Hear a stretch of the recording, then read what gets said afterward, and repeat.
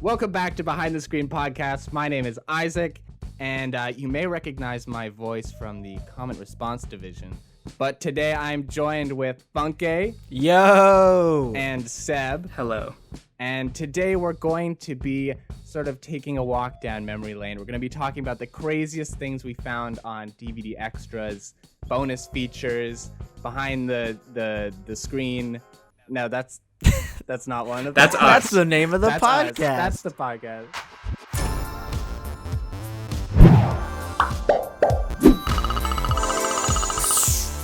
I used to watch DVD extras on horror movies to make them less scary. That's what I used to do. To make them less scary? Yeah, you scared of a movie, I was like, it's not real.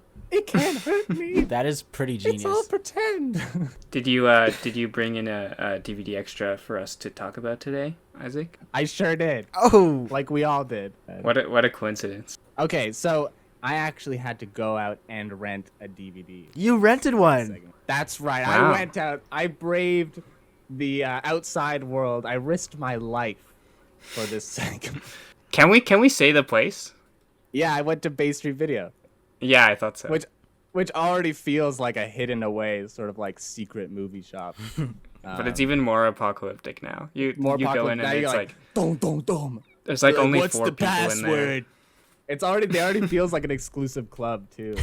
I've never been there, but you picked something up from there? Yeah, so I went because I remembered this crazy behind the scenes sort of like documentary that I'd seen on this low budget sci-fi horror movie called Galaxy of Terror. I've never heard of Galaxy of Terror. Me either. Yeah, it's you really wouldn't. It's a Roger Corman movie. Do you guys know who Roger Corman is? No. Ooh. Do we have time for a Corman tangent? Yeah, You do have it, a do it. Corbin tangent? Who is he? He was like this low-budget horror sci-fi producer, and he would scoop people out of film schools. He was like the first person to kind of do that, and so many like huge people got their start there, like Jack Nicholson and Stallone, and someone who I think we're gonna talk about. Oh yeah, Ooh. for sure. Basically, Galaxy of Terror is a movie about a monster on another planet who turns into your greatest fears. Whoa. And it's self-described on the DVD extras as an alien ripoff. So, but around this time, like Jaws just came out, and Roger Corman is quoted on the DVD extras saying like, Jaws is doing what we're doing, but doing it better. He said this? It's more tasteful. He said that on the DVD extras. Okay. Why would you admit to something like that? That feels strange. Well, this was done in hindsight, which is probably the best part about these DVD extras. It's a retrospective documentary. So everyone in this movie they've pretty much done their career at this point. They've made peace. And they've all like done like major motion pictures. Like you said, he scoops up all these young talent. Who's in Galaxy of Terror, or who went on from it? I think Alec Gillis is one of them. He went on to do Monsters for Predator, like the new Predator movie, and he did like a lot of big budget stuff. So yeah, so me and my brother watched this movie. You know, not a great movie, but visually stunning. And at the end, the credits roll, and we see second unit director James Cameron. Ooh. Sorry, what was his role in this? That's what we thought. We're like, James Cameron. I had no idea who was involved in this project. So that's when we go to the DVD extras and we start watching Tales from the Lumberyard, which is like an hour documentary on the making of this movie, which is very insightful to like making these types of movies in the 80s. And it is really funny. Like I said, they're all older, so they're all like just saying how they felt back then. There's no restraints. No one's worried about getting their career destroyed. Those are the perfect kind of dogs. They make this movie in a lumberyard? Yeah, so Roger Corman's old studio was an old lumberyard. And they talk in detail about how terrible it was. Because the budget of the movie was $2 million, which is not a lot of money to make like a big sci-fi movie. They were talking about they had old like McDonald's container that they glued up to the sides of the walls. That was parts of like God, the sci-fi. they were That's down sick. bad, cool. huh? Oh, there's a Corman documentary. I can't remember what it's called, but I think I just saw the trailer, and in it, Stallone says that lunch on a Corman movie was they put a sandwich in the middle of 10 guys and said, "May the best man win." That's definitely the vibe. It's like, it's really sad, but it's also like so inspiring to hear these people talk about like, just the amount of effort that was put into this movie. Like all these people were so driven and just like doing everything they could to make it look amazing. But in the doc, they have a little segment reserved for just talking about James Cameron. And I thought it was really funny. So I got a few sort of like quotes here. So James Cameron worked as an assistant for the special effects department and then worked his way up to second unit director. Wow. So he worked on the Roger Corman lot. People say that basically at the end of his time there, he was like sort of running the show on this lot. He was hired as the production designer on this movie, but it seems like he was kind of just calling the shots, and not really in a good way. People seem to be pretty bitter. Bitter. Wait. Are you saying that James Cameron is difficult to work with? That's exactly what I'm saying. But it's funny to just hear people like talk about it so blatantly. Mm-hmm. And I do have a little clip here. Isaac, you know I love a clip. You know I gotta show the clip. But this is the only clip, and it's a good clip. It's got some good quotes. Is this him? I'm just gonna play it. This is definitely not James Cameron. Okay, I want to play it. Yes. You guys ready? The interesting thing is when they originally shot that scene, they couldn't get the maggots to move. You know, when there's an original shot of the maggots and they're moving and then it grows, well, that wasn't happening. James Cameron got the idea to shock the maggots. And that's how they started squirming. He was amazing. He was always coming in with his, again, Roger Corman finding the most brilliant minds. Who would have thought to shock the maggots? All right. What did you guys think? I can't believe you made me look at that. That is disgusting. It is. It's crazy. So, he shocked the maggots. He shocked the maggots. Weirdo. He was playing with it with his hands too. Is that ethical? I don't think that's ethical. Do maggots personally. feel It pain? seems not okay. Okay, there's one more brief anecdote from the behind the scenes I want to share. Did he eat them? He didn't eat the maggots, but he had it. They interviewed one of the PAs. Do you know what a PA is? Production assistant? Yeah. Do you know what they do? Assist the production. They do everything that people want them to do? Yeah. They're like just like your every. They're like every interns. guy, you know. They get a coffee, they print some paper, yeah. So this PA, they interview one of the PAs. He said he was pranked by some of the carpenters, and he accidentally smudged some paint, and they were all laughing. And James Cameron comes up. He's like, "Get off my set." Wow. So he tries to kick this PA, and he's not even the director of the movie. Keep that in mind. He's second unit. He's the production designer. You know what? He said, "Get off my set." And the PA was like, "This isn't your set." Like, so I just think it's crazy that James Cameron went from directing an Alien ripoff to directing Alien 2. Oh, yeah. Which is insane. That's like the ideal career path. He's basically like, I want to make Alien so bad, I want to make Alien ripoffs. And then he went and did it. As much as I clown on James Cameron, you know, you got to respect where he came from and what he's trying to do. Did you like Avatar? I've never seen Avatar. What? You never You saw were the one Avatar? person. I missed it in theaters. I was like, well, Dude, you remember when everyone was like 3D glasses? Like, this is 3D, baby. No blue and red. This is like, it's right there. Now, I have something. It's a bit less gross. Does anyone do you guys know? It's a movie called classic. It's called Shrek. Shrek? Oh. It was like an indie film, but yeah, it had film. David Lynch made that one, right? I think so. No, but Shrek the series. I remember that was actually one of the first DVDs I did have, because all the extras. I remember there's one that like stuck out in my brain, and I literally did not think it was real until we were doing research for this. But it is real, and it is nuts. So on the DVD extras of Shrek 2, there is something called Far, Far Away Idol. I remember this. Yeah, it is a fantasy version of American Idol, where they virtually reconstructed a fantasy Simon Cowell and had him judge a talent show. It was honestly... Wait. Why was this on the extras? I don't know. I think it's like in the credits of the movie or something. Maybe. They sing a lot in the movies, Okay. right? Oh, okay. It's all. It's a Shrek's Yeah, a yeah, musical, yeah. isn't it? But yeah, Simon Cowell. I think it's the real him. Yeah, I think so. This is like the height of American Idol fame, Yes. popularity. Wait, do you have a clip? I do have a clip. We can watch it and then discuss right after. Easy, Simon. The competition hasn't even started yet. I can't help being judgmental. It's who I am. All righty. So, what did you think of the performances of the cast of Shrek? Well, first of all, I think this is like the epitome of DVD extras. You know, This it's is a just classic. something that no one really asked for, But but it's it's just there. kind of extending on the movie poorly. I think it's like a category of a DVD extra. It's probably the highest tier of DVD extra, in my opinion.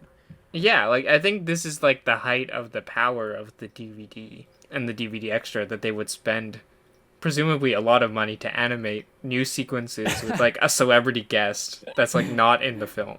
Like Probably just has to for the pay DVD. Simon They Cowell, did. too. Yes, they had to pay to get Simon Cowell and to reconstruct him. It's bonkers to me. So this is actually an interactive DVD extra. Yeah, I remember. So yeah, so What? you could actually vote on whatever performance you thought was the best. So Wait, how is it? How do you vote? you just vote at the end of the performance. Using your DVD remote. Remote, yeah, you're just like, this one was good or this was bad. So there's actually, because the clip I linked is just the full thing, no interactions. You don't get to see what the cast says when you choose different Forever After characters. So if you choose any character, Simon Cowell basically says no. He says no, this is stupid. So if you choose Pinocchio, he says no, you got to be joking. If you choose the ugly stepsister, he says sorry, that is complete rubbish. So and wait, they just like they're not even jokes about the characters. oh. He just says no, that's rubbish. They just said, Simon, just say every act is horrible. That's what you do, right? And it gets to a point where you can pick every character, and he's like, no, it's horseshit. I can't believe it. Thank you. That's my British impression. Very good. And by the end, once he says no enough times, he actually takes the microphone away from whoever's standing on stage, and he starts singing My Way by Frank Sinatra. What? Yeah, Simon Cowell. Look, go to the end of the clip. Actual Simon Cowell? Actual Simon Cowell. I just think it's strange that he's not even saying like an insult, like if you pick the gingerbread man, he's not. That's going, like, not Simon Cowell. He's not like, that was crummy. Yeah, he's not like, oh wow, this cookie is burnt. He just goes, no, that's bad, like to all of them. He says, that is just wrong. That's so lazy. They only had him in the booth for one day. So. Wait, Isaac, are you saying that you don't think that is the real Simon Cowell singing? No, there's no way that's Simon Cowell singing. He sounds like a Frank Sinatra impersonator. Simon Maybe he's Cowell a doesn't sing. Well, that's what I was Yes. actually going to talk about. I think that's the first time I've seen him hold a microphone digitally. And like, Simon Cowell's too scared to get up on this stage himself. but this one, I hope that in the video it shows him singing. But he's really in the performance. I've never seen him so animated. No pun There's something intended. there's something about Shrek animation that's just a little off. I'm not convinced that that's not just the Frank Sinatra recording of My Way. I mean, the jury's still out. Even then, that's even more expensive. Had to pay to get the rights to the Frank Sinatra version. So Oh much my money gosh. for a DVD extra. Do you ever see a DVD and it's like old enough that on the back, one of the features just says interactive menus? Like you're like supposed to be excited. Oh boy, interactive menus. Mom, we gotta get this CD-ROM one. compatible. Who Yeah. even collects DVDs anyway? I you? do. I know. It was I have a big shelf. personal jab. Oh, it was a personal jab at me. It was a personal jab. I collect VHS tapes. I don't know why. I just find Really? yeah. I find some cool ones and I love them. Stack them up there. They're fun to like hold. It's like, wow, this is a movie, and it's like this just big chunk. Yeah. Now all the kids know is Netflix and Quibi. Quibi. Every time I see Abercrombie, I'm so sad. Yeah. Why? Not really sad, like I'm kind of happy that they're failing, but it's also kind of sad. You ever see that interview with one of the executives where she's like, "Yeah, I don't really like movies. I don't really watch them." Oh my And still, No, that sounds horrible. Yeah. Well, thank you for listening to my fantasy American Idol. It was kind of a nightmare, but I appreciate it. You thought it was a nightmare? Okay. Well, sorry. It's a fever dream for sure. I think Three Blind Mice should have won, and they got snubbed yeah. by Simon Cowell. I will say that before I go. Hey, did you guys know I also brought in a DVD extra? What? You did. I just happened to pop in the Blu-ray of the movie Face Off, and I wanted to check out the deleted scenes. What is this movie about? Okay, yeah, I want to summarize it. I'm gonna spoil it. If you haven't seen Face Off yet, you're not living. It's beyond spoiling this movie. It's too powerful. So, John Travolta plays an FBI agent who is tracking a terrorist played by Nicolas Cage. Nicolas Cage tries to shoot him, but misses, and he hits Travolta's son. And now Travolta is obsessed with catching it. He tracks him down, and they get in a fight, and he puts Nicolas Cage in a coma, but Nicolas Cage has planted a bomb, and Travolta doesn't know where it is. So, these scientists take Nicolas Cage's face and graft it onto Travolta so he can impersonate him and find out where the bomb is from, like, his brother. I've seen the movie, but it's crazy just hearing it explained back. It does sound bonkers. This is the flattest possible way I can describe the movie. I'm not, making it sound weirder than it is. This is just the What movie. happens? These are straight facts, okay? And this is just like the setup. Like, I'm not even getting into details. This is just like the basic setup. Cage wakes up and he doesn't have a face. So he escapes from the hospital, but before he does, he's like, "Give me Travolta's face." So now they've switched faces. Anyway, there are 6 deleted scenes in total. 2 were just extended versions of fight scenes that were already in the movie. Okay. And then there was one where Nicolas Cage, before the face switch at the beginning, and he's planting the bomb, he bumps into a janitor, and then he tells his janitor his whole plan in Spanish, in like perfect Spanish. Okay. And then he stabs the janitor. It's completely pointless. But I thought it was kind of funny. Why does he stab him after? Like, I guess it's to show that he's evil. He knows too much. It adds nothing. The opening of that movie is really wild anyway. I don't think it would have been out of place. I mean, that whole church segment is pretty out of Yeah, place. it was anyway. pretty wild. What is the church segment? He's like, wait, I don't even remember. It's been a while, but he's like dressed as a priest, right? And then there's like a choir, and he joins the choir in a very inappropriate way. Yeah, Nicolas Cage is canceled in this movie instantly. Yes, Within right off the opening bat. scene. He joins for joining a choir? So anyway, that's the first one. Then there's a scene where Travolta literally curls up into a ball and cries about his son. And it What? also adds nothing.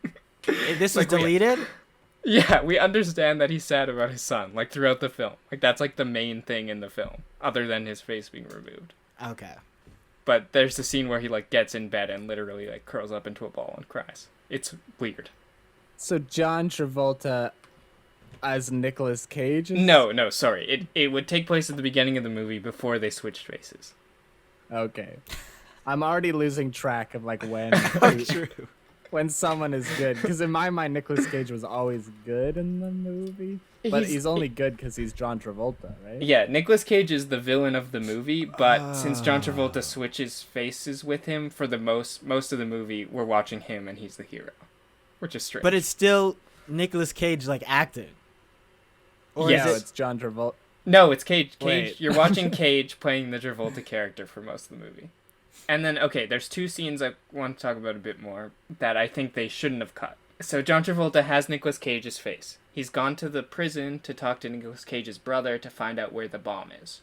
So he has to pretend that he's Nicolas Cage. And this scene happens in the movie, but they cut out a short interaction where the brother talks about their abusive father. And I actually think that makes things more interesting, because in the movie, Nicolas Cage is just terrible to everyone, and we never understand why.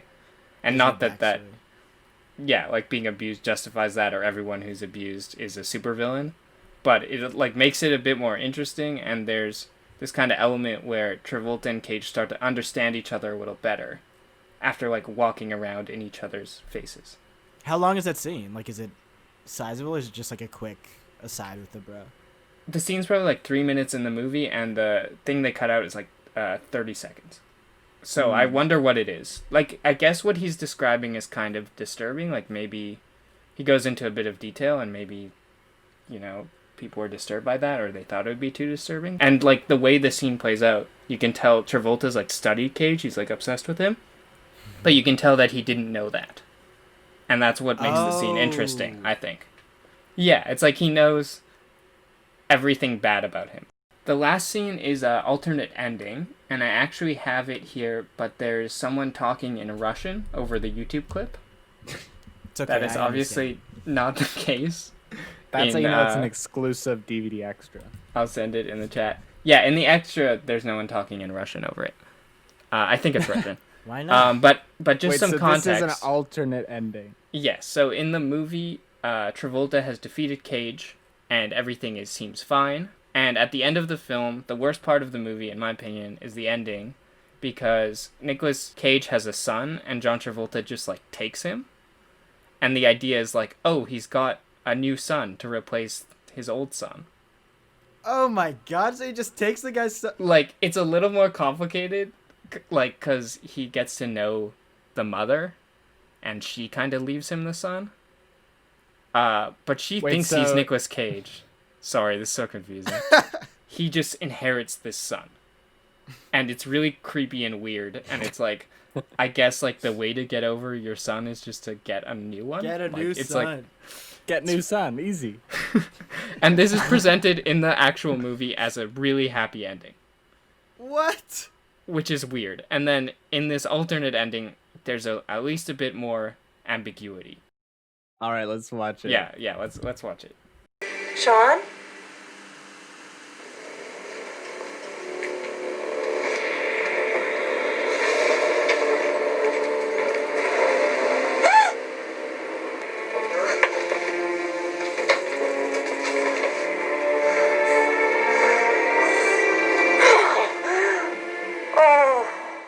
I'm so much more confused now. If you've seen the whole film, I think this ending is actually good.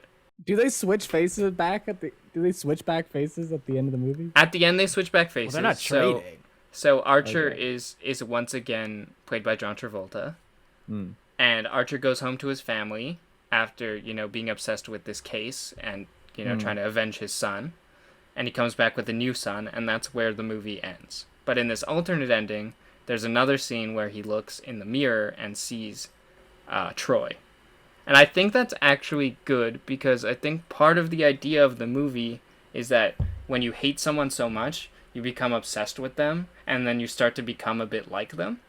And that's part of like the thing in the film, is like they start to understand each other, and they kind of take on qualities of each other.